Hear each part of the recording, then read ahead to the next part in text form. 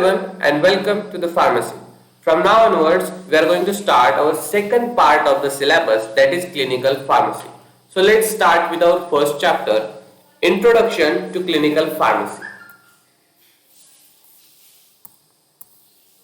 So which are the definitions of the clinical pharmacy? There are four definitions. First one is of Bakers in 1976. So what he defined as clinical pharmacy as pharmacist involved in monitoring patient therapy and giving advice which directly influence the decisions about drug therapy and the way in which it is administered. त्याने काय सांगितलं की pharmacist अशा कामामध्ये involve असतात की patient थेरपीमध्ये involve असतात आणि पेशंटला जे ऍडवाइस आपण देतो त्यामध्ये डायरेक्ट इन्फ्लुएन्स करतात त्याच्या ड्रग थेरपीवर आणि the way in which it is administered. Our second definition is educationally, clinical pharmacy may be defined as concept which considers the treatment and care of the patient by members of health team in the presence of pharmacy students, which particularly emphasis on the safe and appropriate use of the drugs. जो काही medical staff आहे त्यांच्याबरोबर pharmacist मदत करून एक treatment देण्याचं काम करतो, which particularly emphasis on the safe and appropriate use of the drug by the use of appropriate drugs. Okay, our third definition is that clinical pharmacy is a newborn discipline that carries traditional hospital pharmacist from his product-oriented approach to healthier patient-oriented approach so as to ensure maximum well-being of the patient while on drug therapy. Traditional hospital pharmacist आपल्या product-oriented approach सोडून healthier patient कसे बनवता येतील किंवा पेशंटची health कशी वाढवता येतील हा अप्रोच कंडक्ट करतात so as to ensure maximum well-being of the patient while on drug therapy. Drug थेरपीमुळे जास्तीत जास्त पेशंटची हेल्थ रिकवर होऊ शकेल. Our last definition is that it is the branch of the pharmacy which is concerned with various aspects of the patient care and deals not only with the dispensing of the drug but also advising the patients on safe and rational use of the drugs. Only dispense करण्याचं काम नाहीये तर त्याबरोबर पेशंटला advice देणं safe and rational use of the drug. So what is the scope of the clinical pharmacy? The first one is medication history. It includes past and present prescription and non-prescription drugs, dietary supplements, dietary habits, drug and estimate of patient compliance with the drug therapy. यामध्ये काय आहे की पेशंटची जी medication history आहे त्याने कोणकोणते drugs घेतलेले होते किंवा त्याआधी आता जी ट्रीटमेंट चालू आहे त्याआधी त्याचं कोणकोणते ड्रग्स तो घेत होता, त्याला कोणकोणते डिसीज होते, तर या सर्व गोष्टीचा लेखाजोखा त्याच्याकडे असतो. कोणकोणते डायटरी सप्लिमेंट्स तो घेत होता, कोणकोणते डायटरी हॅबिट्स होते त्याला किंवा जे नसतील तर ते कसे डेव्हलप करायला पाहिजे त्याच्यावर ट्रीटमेंटमध्ये या सर्व गोष्टी फार्मासिस्टला कळू शकतात. Monitoring drug therapy it includes evaluation of the patient pharmacokinetics and pharmacodynamic parameter. जे काही एडीएमई किंवा ते काही फार्माकोडायनॅमिक पॅरामीटर्स आहेत तर त्याचे इव्हॅल्युएशन आपण करू शकतो आणि त्यानुसार कोणकोणते ड्रग्स किंवा कोणकोणती ड्रग थेरपी पेशंटला द्यायला पाहिजे हे फाइंड आउट करू शकतो. In the lab finding medical problems and communicating relevant findings to the physician. तर त्यानुसार अनालायझिंग करून कोणकोणते त्यातून ऑप्शन आपण काढलेले आहेत ते फिजिशियन्सशी डिस्कस करणे. Participation in ward round. The clinical pharmacist with the physician should participate in the ward round, observe individual patient and decide the drug therapy.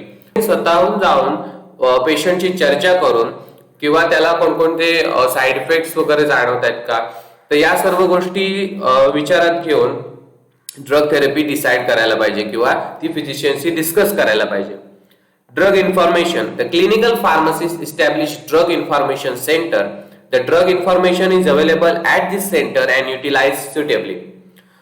ते ड्रग सेंटर एक क्रिएट करायला पाहिजे जिथे ड्रगची सर्व इन्फॉर्मेशन असेल आणि जेणेकरून त्याचा फिजिशियन्सला किंवा नर्सेसला जो काही मेडिकल स्टाफ असेल त्याला फायदा होईल, त्याचं नॉलेज वाढेल आणि त्यांच्या कामामध्ये एक डेव्हलपमेंट होईल की त्यांना त्यांचं नॉलेज वाढलं तर ऑफकोर्स त्यांचं काम एक परफेक्ट होणार आणि त्यातून त्यांना चांगलेच रिझल्ट प्राप्त होतील.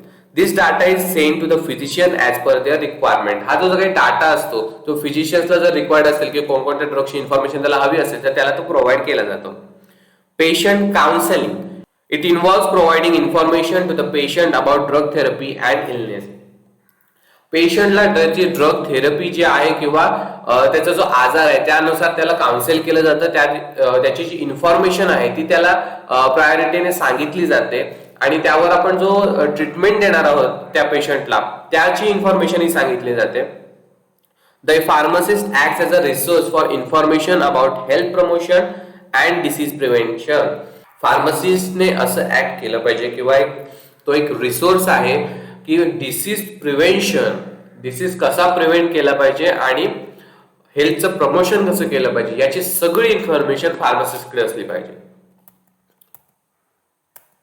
Next is participation in new drug investigation. Clinical pharmacist along with the physician participates in investigation of a new drugs.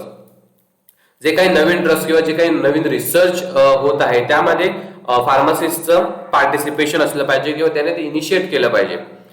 Data of this investigation is compiled, analyzed and maintained at Drug Information Center.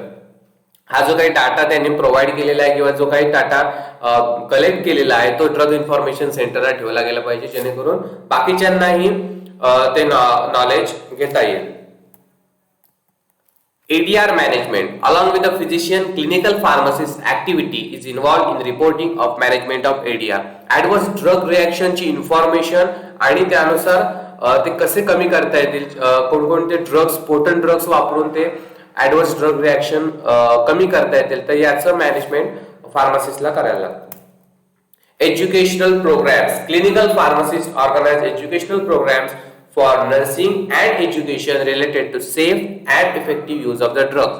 Educational programmes create करावे लागतात ज्यामध्ये rational use of the drugs, disease बद्दलचं information किंवा पेशंटला educate करण्याचं, nursing किंवा फिजिशियन्सला ड्रग्सची information provide करण्याचं, हे सर्व जे काही एम्स आहेत क्लिनिकल फार्मासिस्टचे ते एज्युकेशनल प्रोग्राम्स मधून अचीव्ह होऊ शकतात.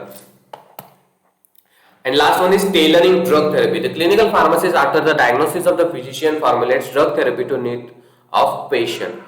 आता फिजिशियन्सने जे काही सांगितलेलं आहे कोणकोणते ड्रग्स द्यायचे आहेत किंवा त्याच्यानुसार फार्मासिस्टला ते ड्रग्स इन्फॉर्मेशन कलेक्ट करून त्याचे कंपाऊंड करावे लागतात किंवा जर ऑलरेडी प्रोडक्शन मध्ये असतील तर ते पेशंटला प्रोव्हाइड करावे लागतात. त्यानुसार त्याची ड्रग थेरपी तयार करण्याचं काम हे फार्मासिस्टचं असतं. So which are the objectives of the clinical pharmacist? To assist the physician in doing a better job of prescribing and monitoring drug therapy.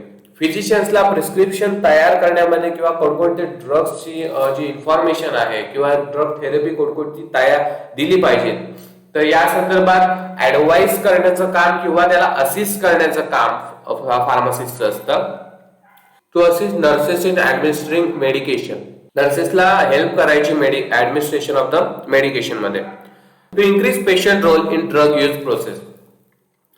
पेशंटला केपेबल करायचं की तो स्वतः ते ड्रग घेऊ शकेल किंवा जे ड्रग त्याला प्रोव्हाइड केलेले आहेत तो ते स्वतः घेऊ शकेल. या सर्व गोष्टींमध्ये त्याला केपेबल करण्याचं काम पेशंटचं फार्मासिस्टचं असतं. To maximise the effectiveness of the drug therapy with minimum side effects or adverse effect. Drug therapy अशी तयार करायची जेणेकरून त्याचे जो पोटन्सी आहे, ज्याचं जे इफेक्टिव्हनेस आहे ते मॅक्सिमम असेल आणि मिनिमम साइड इफेक्ट त्याचं जे एडीआर्स वगैरे असतील ते कमीत कमी असले पाहिजे. To decrease the patient non compliance through the patient counselling. पेशंटचा नॉन कम्प्लायन्स जास्त असतो कधी कधी किंवा पेशंट व्यवस्थित कम्युनिकेट करत नसतात जेणेकरून त्यांचं जे ड्रग थेरपीची इन्फॉर्मेशन वगैरे आहे किंवा जे त्यांच्या जे डिसीज बद्दलची जी इन्फॉर्मेशन आहे ती फार्मसीला कधी कधी देता येऊ शकत नाही. तर पेशंटचा नॉन कम्प्लायन्स हा कमी करायचा कम्युनिकेशन थ्रू किंवा त्या पेशंटच्या काउन्सिलिंग थ्रू एक फार्मसिस्टचं काम असतं. To study the drug therapy by monitoring it and it should maintain the record of the drug therapy. जो ड्रग थेरपी दिली गेलेली आहे तर त्याचा एक रेकॉर्ड असतो. तो रेकॉर्ड अनालाइज करायचा, रिव्ह्यू करायचा आणि त्याचा स्टडी करायचा जेणेकरून आपल्याला त्याचे नॉलेज वाढेल आणि पुढचे जे ड्रग थेरपीज फार्मासिस्ट तयार करणार आहेत किंवा प्रोव्हाइड करणार आहे त्याच्यामध्ये तो त्या नॉलेजचा यूज करू शकेल. Any adverse effects or drug interaction should be reported to PTC and physician of the hospital. जे काही ऍडव्हर्स रिॲक्शन वगैरे जो ऑब्झर्व केलेला आहे फार्मासिस्टने की या पेशंटमध्ये ते दिसून आले तर त्या ऍडव्हर्स इफेक्ट पीटीसी ला रिपोर्ट केले जातात फार्मसी थेरप्युटिक कमिटीला आणि फिजिशियन्सला ते सांगितले जातात. जो काही डॉक्टर असेल हॉस्पिटलमध्ये त्याला ते सांगितले जातात. Which are the functions of the clinical pharmacist. Compound and dispense prescription. जे काही डॉक्टरने प्रिस्क्रिप्शन दिलेलं आहे ते कंपाऊंड करण्याचं, ते जे ड्रग्स आहेत ते प्रोड्यूस करण्याचं काम आणि ते डिस्पेन्स करण्याचं काम क्लिनिकल फार्मसिस्टचं असतं. To prepares medical history record. जे काही पेशंटची मेडिकेशन हिस्ट्री आहे, त्याने कोणकोणते ड्रग्स घेतलेले होते किंवा त्याला कोणते जर साईड इफेक्ट प्रोड्यूस झाले असेल तर या सर्व गोष्टीचा एक रेकॉर्ड असतो. तो रेकॉर्ड मेंटेन करण्याचं काम फार्मसिस्टचं असतं. Assumes care and responsibilities for the distribution of the controlled substances. जे काही कंट्रोल सबस्टन्सेस आहेत, नार्कोटिक सबस्टन्सेस आहेत, ज्याला प्रिस्क्रिप्शन शिवाय ते आपण देऊ शकत नाही, या सर्व गोष्टी डिस्पेन्स करताना केअर किंवा काळजी घेतली पाहिजे. Instructs and explain direction of the use of the drugs to ambulatory patient. ambulatory पेशंटला ड्रग्स देताना त्या ड्रग्स कसे यूज करायचे त्याचे इन्स्ट्रक्शन प्रोव्हाइड केलं गेलं पाहिजे. Helps in selecting and monetization drug therapy. Drug therapy select करणं आणि त्याचं मॉनिटायझेशन करणं किंवा त्याच्या कशी दिली गेली पाहिजे वगैरे या सर्व गोष्टी फिजिशियन्सला आणि पेशंट्सला सांगण्याचं काम फार्मसिस्टचं असतं. Patient education and counselling. पेशंटला त्याच्या डिसीज संदर्भात किंवा त्याच्या जे ट्रीटमेंट आपण प्रोव्हाइड करणार आहोत किंवा ड्रग बद्दलची जी इन्फॉर्मेशन असेल किंवा ऍडमिनिस्ट्रेशनची जी इन्फॉर्मेशन असेल तर या सर्व गोष्टी पेशंटला सांगून पेशंटला एज्युकेट करणं आणि त्याला काउन्सिल करणं, काय योग्य आहे आणि काय करायला पाहिजे या सर्व गोष्टी पेशंटला सांगणं हे फार्मसिस्टचं एक काम असतं. Proper storage of the biological and thermolabile drugs.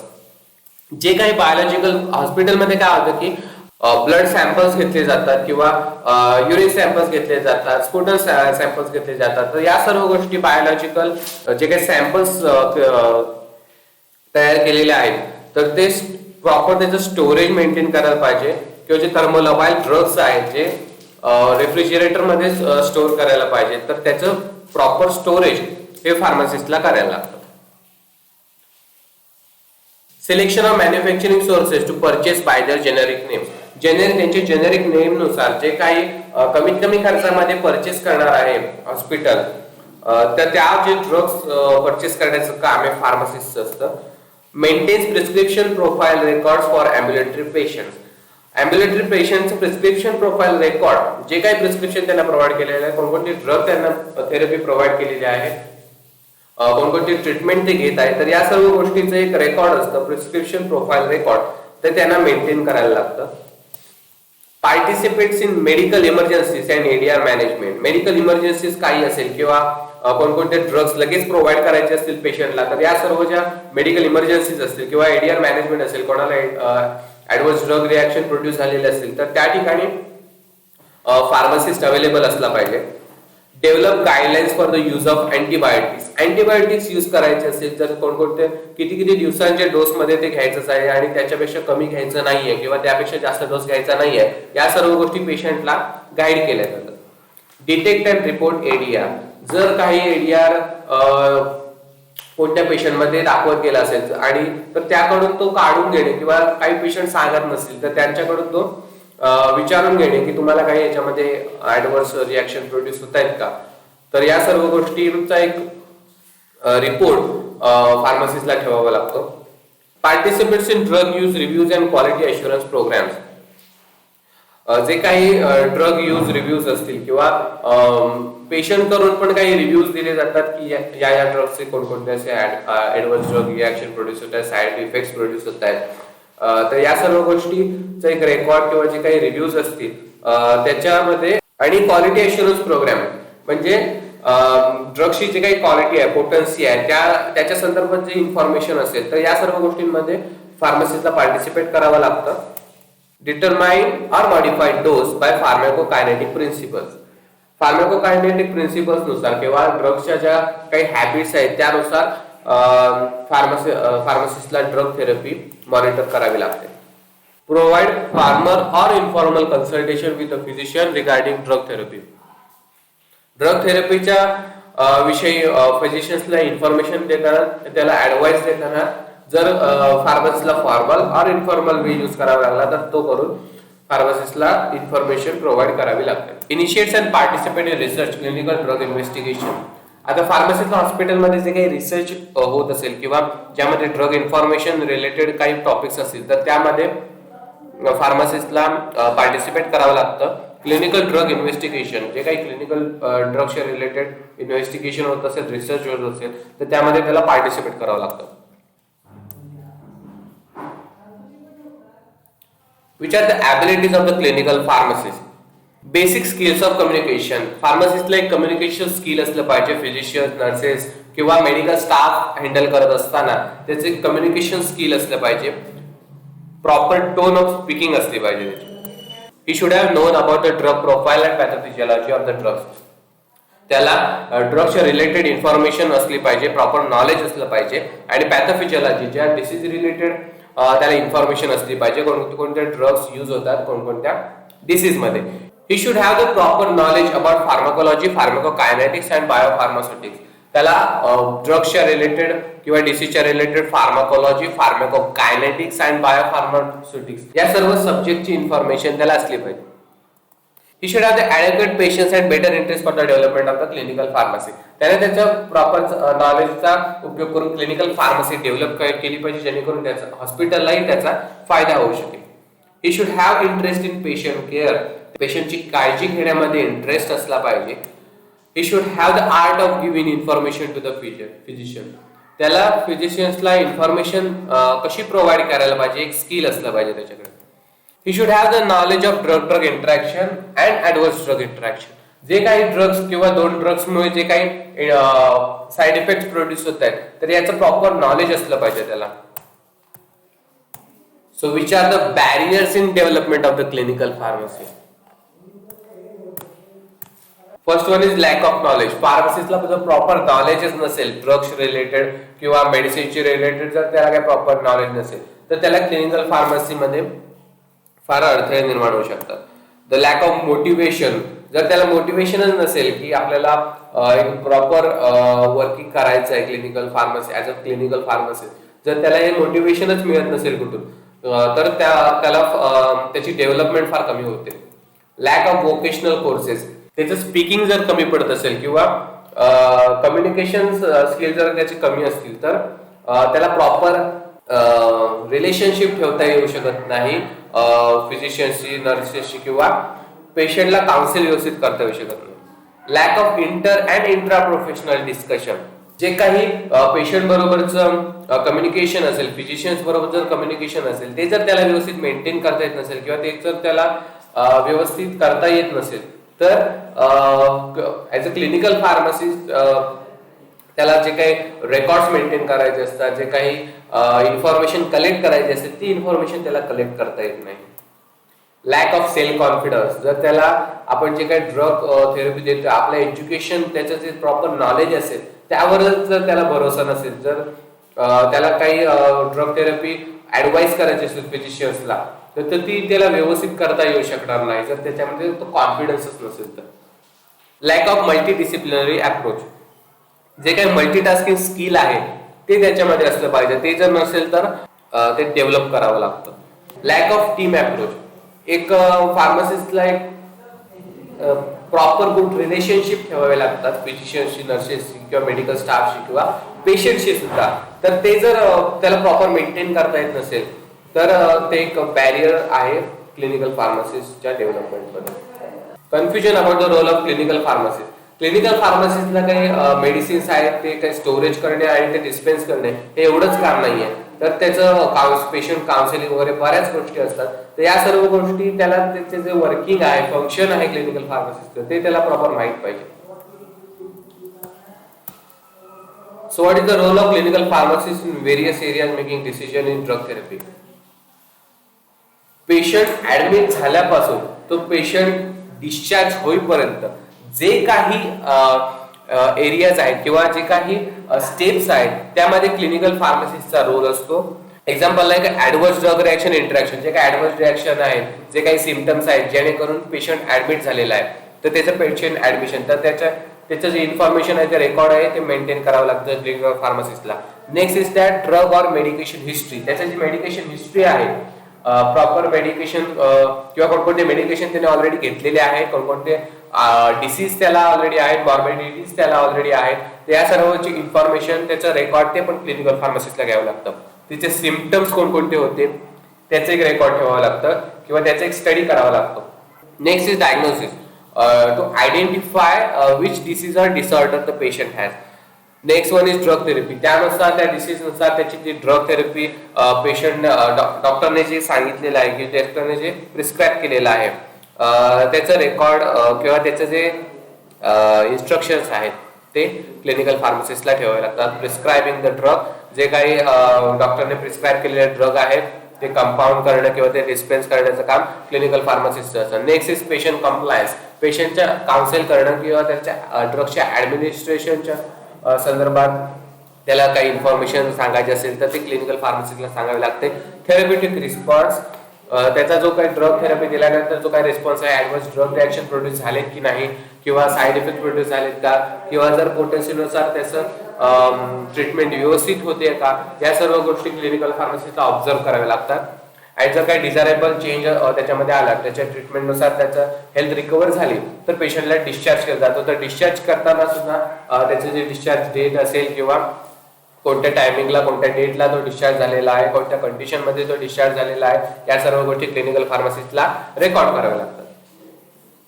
So these are some roles of clinical pharmacists in various areas making decisions in drug therapy. So thank you. Keep learning and we will see next chapter in next lecture.